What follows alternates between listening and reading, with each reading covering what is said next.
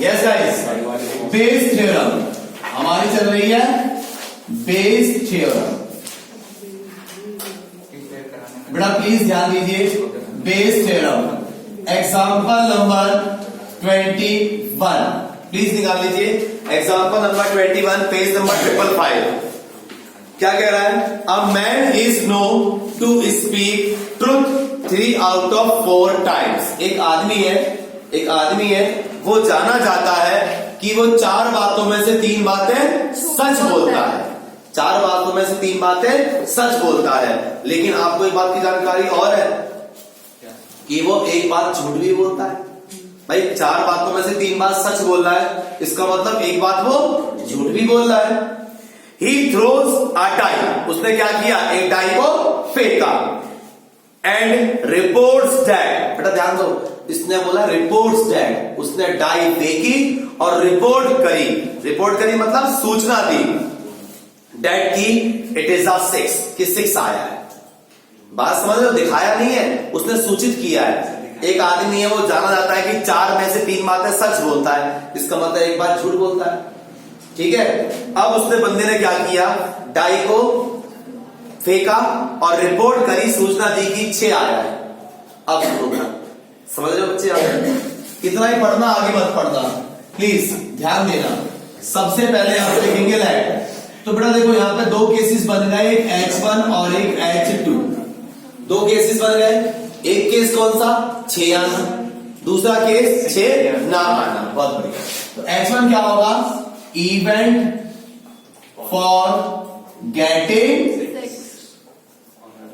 6 और H2 क्या होगा? Event for not getting 6। या तो 6 आया या तो 6 नहीं आया। और E क्या है? इवेंट फॉर स्पीक ट्रूथ, सच। अब ध्यान दो बच्चे, PH1 क्या होगा? Therefore H1 क्या है? इवेंट फॉर गेटिंग 6 आने की प्रोबेबिलिटी क्या होगी? 1/6। एक डाई को फेंकते हैं तो 6 आने की प्रोबेबिलिटी क्या होती है? 1/6। H2 क्या होगा? 6 ना आने की प्रोबेबिलिटी क्या होगी? 5/6। दोबारा बोल दो। नेक्स्ट, E from H1 बेटा E क्या है? सच बोलना। 4 में से 3 बातें सच बोलता है, इसका मतलब 3/4। E from H2, एक बात वो झूठ भी बोलता है। यहां तक क्लियर हो गया? इसने आगे क्या बोला? फाइंड द प्रोबेबिलिटी, उसकी प्रोबेबिलिटी क्या है? डेट की इट इज एक्चुअली 6। उसकी प्रोबेबिलिटी क्या है कि एक्चुअली क्या आया था? 6 ही आया था, मतलब 6 आया था। नंबर 1 है या 2 है? 1। इसका मतलब ऊपर कौन आएगा? नाउ ऊपर आएगा PH1 into PH1 upon E is equal to 1 वाला ऊपर आएगा 1/6 इंटू 3/4 अपॉन में टोटल आएगा 1/6 इंटू 3/4 प्लस 5/6 इंटू 1/4। बस कैलकुलेशन करनी रह जाएगी। ये इंटू ये ऊपर अपॉन में, ये इंटू ये प्लस ये इंटू ये। कर लोगे? समझ में आया सब बच्चों? बहुत बढ़िया। प्लीज 13.3 बच्चे आप लोग निकाल लीजिए। 13.3 क्वेश्चन नंबर बेटा 13.3 खोल ली बच्चे आप लोगों ने। 13.3 में देखिए, मैंने बड़ा घोस्ट वाला क्वेश्चन करा दिया था आपके बैच में, है ना? अच्छा, 4th क्वेश्चन देखो। सेकंड क्वेश्चन भी हो गया मेरे ख्याल से। 4th क्वेश्चन देखो 13.3 please. Question number 4, in answering a question on a multiple choice test, in answering a question on a multiple choice test, बेटा मल्टीपल चॉइस टेस्ट का मतलब एमसीक्यू का जो टेस्ट होता है उसका आंसर देने में a student either knows the answer और गैसेस। भाई एमसीक्यू का पेपर होता है, जैसा आप नीट का एग्जाम दोगे या जेई का एग्जाम देने बैठ रहे हो, तो उस टाइम क्या होता है, सामने ऑप्शंस होते हैं, हम एक पे क्लिक करते हैं तो दो तरीके होते हैं आंसर देने के, या तो आप आंसर जानते हो सही पे क्लिक मारते हो, नहीं तो बच्चे आप गैस करते हो। ये तो तरीका होता है। अगर नेगेटिव मार्किंग नहीं है उसकी बात करता हूं, नेगेटिव मार्किंग है तो आप लोग क्लिक करते नहीं हो, समझ गए ना। अब देखो, तब आप गैस कम करने की कोशिश करते हो। In answering of question on a multiple choice test, जब मल्टीपल चॉइस टेस्ट हो रहा था उसका आंसर देते में आ स्टूडेंट, एक विद्यार्थी आइदर नोज द आंसर और गैसेस, या तो आंसर जानता होगा या वो गैस करेगा, ठीक है। लेट मान लीजिए 3/4 बी द प्रोबेबिलिटी, 3/4 किसकी प्रोबेबिलिटी है, that he knows the answer. 3/4 किसकी प्रोबेबिलिटी है, आंसर जानने की। And 1/4 is the probability for guesses, probability 1/4 किसकी, आंसर को गैस करने की। अब सुनना, इसमें भी बेटा लेट करना पड़ेगा आपको दो केस, एक H1 और एक H2। H1 क्या होगा, event for knowing the answer, वो आंसर को जानता था, इसको इन शॉर्ट बेटा के बोल दूं, नोइंग द आंसर। और H2 क्या होगा, event for guessing the answer, या तो आंसर जानता था या तो आंसर को उसने गैस किया होगा।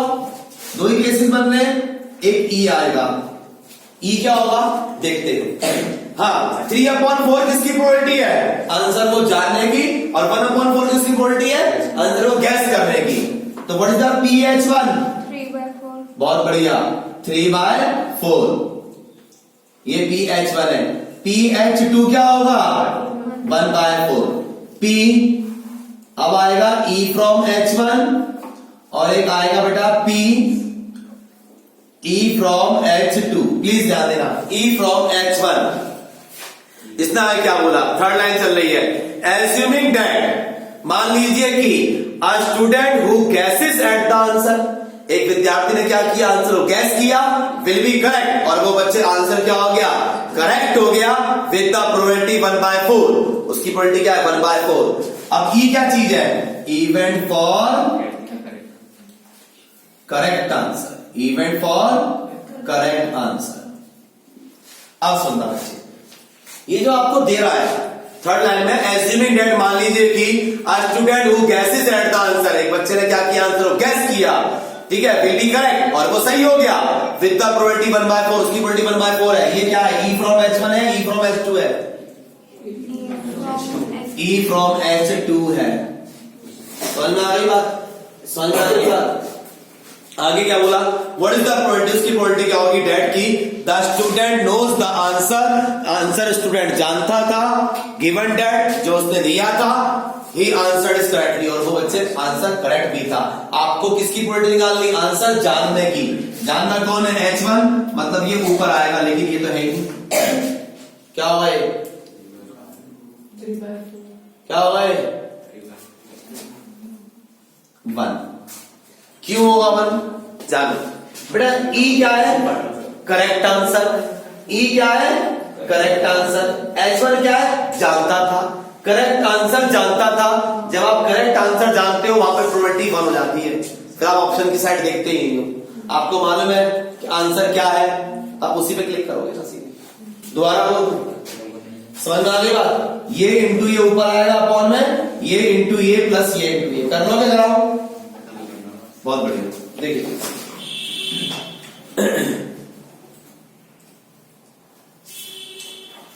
जैसे देखिए क्वेश्चन नंबर 10, ये भी अच्छा,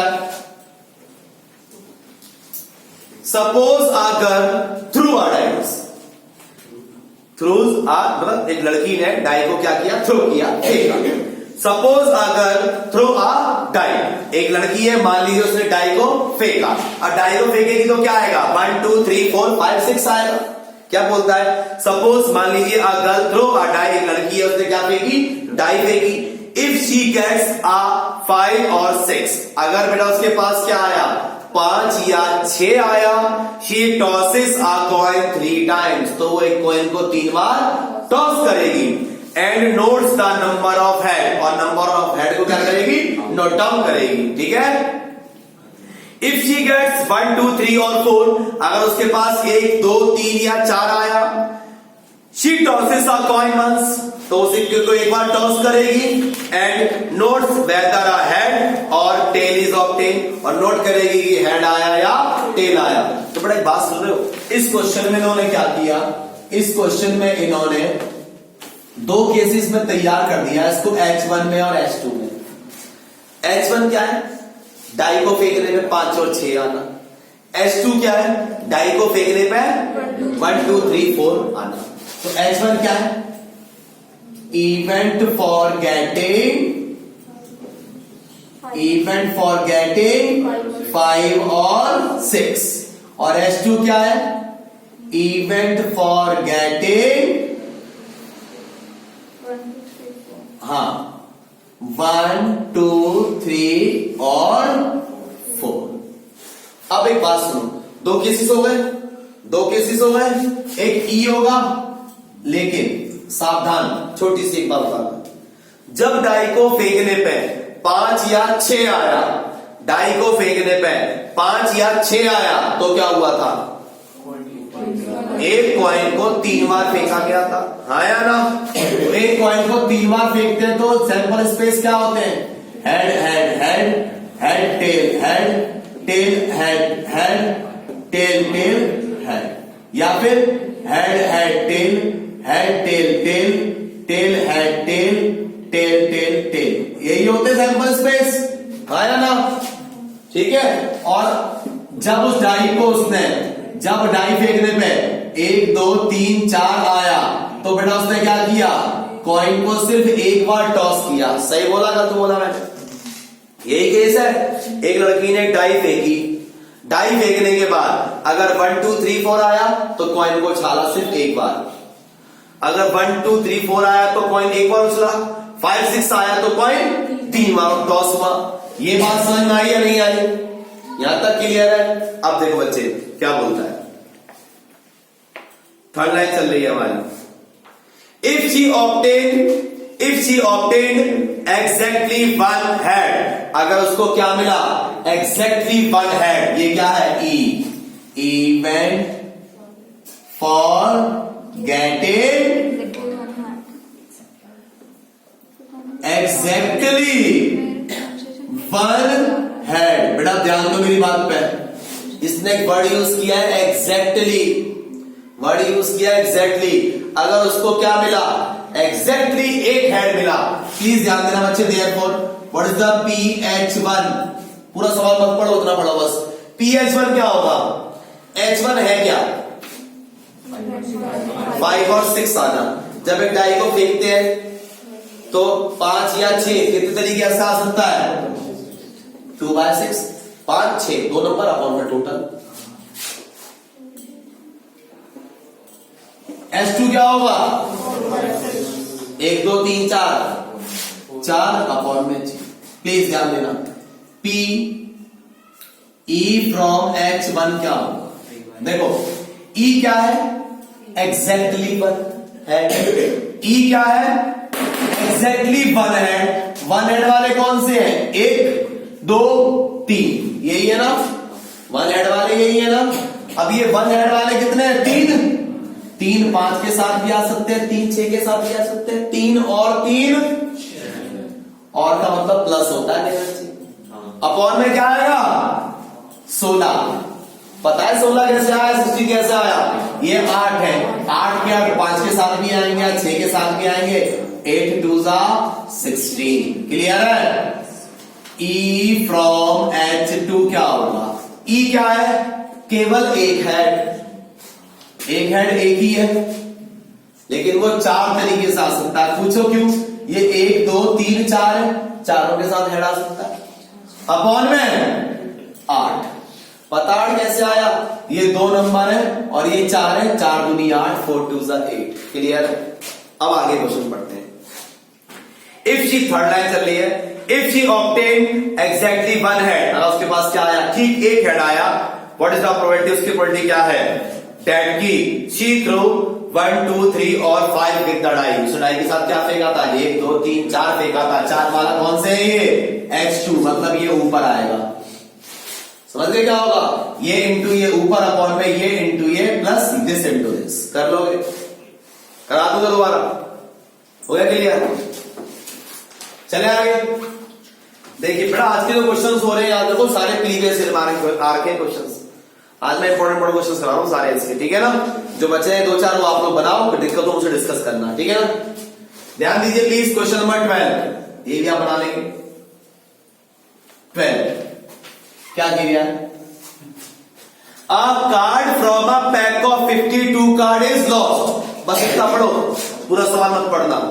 A card from a pack of 52 card is lost. इसका मतलब जानते हो?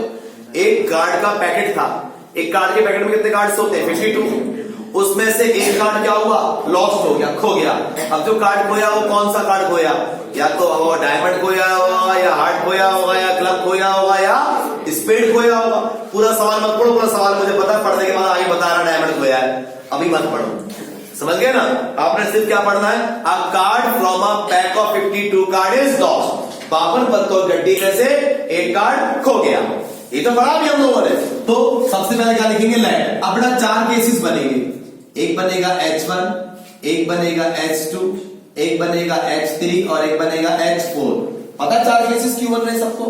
जैसे ये क्या होगा? जो कार्ड खोया है, मतलब इवेंट फॉर लॉस्ट हार्ट, ठीक है ना, या इवेंट फॉर लॉस्ट हार्ट, दिल खो गया ऐसे मत सुनना। Card of lost, card of heart, ठीक है। क्या पता हार्ट का कार्ड खोया, क्या पता डायमंड खोया हो, क्या पता क्लब खोया। समझ में आ रहा है बच्चे? क्या पता क्लब खोया हो और क्या पता स्पेड खोया हो। दोबारा बोलो, पक्का समझ में आ गई बात? क्या पता 4 में से कौन सा कार्ड खोया हो। अभी तक तो इतना नहीं पता हमें, यहां तक क्लियर हो गया। एक ई होगा, एक ई होगा बेटा। PH1 क्या होगा? हार्ट कितने होते हैं? 13 अपॉन में 52 कितना होगा? 1/4। PH2 भी क्या होगा? 1/4। PH3 भी क्या होगा? 1/4। PH4 भी क्या होगा? 1/4। समझ में आ गई बात? अब आएंगे E from H1, E from H2, E from H3 और H4। लेकिन अभी E नहीं है क्योंकि हमने सवाल ही नहीं पढ़ा था। इतना ये समझ में आ गया सब बच्चों को लाइन कैसे आई? ये 4 केसेस समझ में आ गए। अब ध्यान दीजिए क्वेश्चन क्या कह रहा है। A card from a pack of 52 card is lost. 52 पत्तों की गड्डी में से कार्ड खो गया। From the remaining cards of the pack, from the remaining cards of the pack means 51 cards जो बचे हैं उनमें से 2 कार्ड्स आर ड्रॉ। 2 कार्ड निकाले बेटा, 2 कार्ड निकाले, कॉम्बिनेशन यूज होगा यहाँ पे। 2 cards are draw and are found to be both diamonds. बचे हुए कार्ड में से 2 कार्ड निकाले और दोनों कार्ड कैसे थे? डायमंड। तो ई क्या है? Event for getting both diamonds. दोबारा बोलो बेटा। अबे डायमंड्स कार्ड। अरे बेटा तुम तो ऐसी ऐसी बातें करोगे, मां कसम। ये 1/4 डायमंड्स। अबे याद सही है, बोट नहीं है, बोट है, BOT बोट ही बोला है। अच्छा, आपको ज्यादा सुनाई देता है क्या? हाँ। अब सुनो बेटा, A card from a pack of 52 card is lost. एक कार्ड हो गया 52 पत्तों की गड्डी में से। From the remaining card of the pack, जो बचे हुए कार्ड है पैकेट के 2 कार्ड आर ड्रॉ, 2 कार्ड निकाले गए and are found to be both diamonds. दोनों कैसे थे? डायमंड के कार्ड थे। बस आगे मत पढ़ना, आगे तो एक काम आता है ऊपर रखने के लिए, ठीक है ना। ध्यान देना बच्चे। ई, अच्छा बेटा ये बताओ, ये H1 ये पता लग गया टोटल कैसे आया सबके नीचे। E फ्रॉम H2, ये भी क्या होगा? 51C2। E फ्रॉम H3 भी क्या होगा? अपॉन में टोटल होता है ना 51C2। E फ्रॉम H4 भी क्या होगा? 51C2। बेटा ध्यान दो, कार्ड खो चुका है, उसके बाद कार्ड निकालेगा आपने। कार्ड खोने के बाद आपने कार्ड निकाले हैं ना, तो 51 में से 2 कार्ड निकाले, ये नंबर ऑफ सैंपल स्पेस तो नीचे आ गया। अब ये समझ में आ गया, ये H1, H2, H3, H4 तो नीचे आ चुका है सबके। अब आया E। E है क्या? E है क्या? Event for getting both diamond. आपने दोनों डायमंड के कार्ड निकाले हैं। तो पहले वाले में डायमंड नहीं है ना, तो इसमें से किसमें क्या होगा 13C2।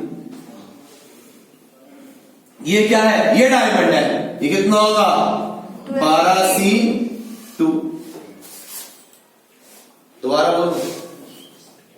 बोलो, जो खोया है वो डायमंड है ना, जो खोया है वो डायमंड है ना। दोबारा बोलूं, जो खोया है वो कार्ड कौन सा खोया है, डायमंड खोया है। समझ में आ गई बात, इसे डायमंड एक कम कर दिया गया। ऐसे बेटा E फ्रॉम S3 क्या होगा, E फ्रॉम S3 में ये भी वही होगा 13C2 और ये भी क्या होगा 13C2। दोबारा बोल दूं, अरे बेटा देखो ना पूरा सवाल पढ़ो। अ card from a pack of 52 card is lost. एक कार्ड खो गया 52 पत्तों गड्डी में से। फ्रॉम द रिमेनिंग कार्ड, बचे हुए कार्ड में से पकड़ के 2 कार्ड निकाले और दोनों कैसे डायमंड। फाइंड द प्रोबेबिलिटी, उसकी प्रोबेबिलिटी क्या है, the lost card being a diamond, की जो कार्ड खोया था वो कौन सा था, डायमंड था। आप ये मत करो, ये लिख लो event for lost diamond card, ये लिख लो इवेंट फॉर लॉस्ट डायमंड। जो कार्ड खोया वो कौन सा, डायमंड। यू बोल लो, अब खोया डायमंड है ना, तो डायमंड में तो एक कम होगा ना, हार्ट कम होगा ना, क्लब कम होगा ना, स्पीड कम होगा, सिर्फ कौन कम हुआ, डायमंड। और कार्ड स्टार्टिंग में खो गया इसलिए 51C2 51C2 51C2 51C2। जो कार्ड खोया था वो कौन सा था, डायमंड। डायमंड को हमने किस पर रखा, 1 पे 2 पे 3 पे 4 पे 2 पे, मतलब ये वाला ये 2 वाला ऊपर आएगा, समझ गए ना। ये 2 वाला ऊपर आएगा फॉर्म में, पहला इंटू पहला प्लस दूसरा इंटू दूसरा प्लस तीसरा इंटू तीसरा प्लस चौथा इंटू चौथा। कर लोगे पक्का ना, जल्दी बताओ। बहुत बहुत बढ़िया, वेरी गुड, नोट करो फटाफट।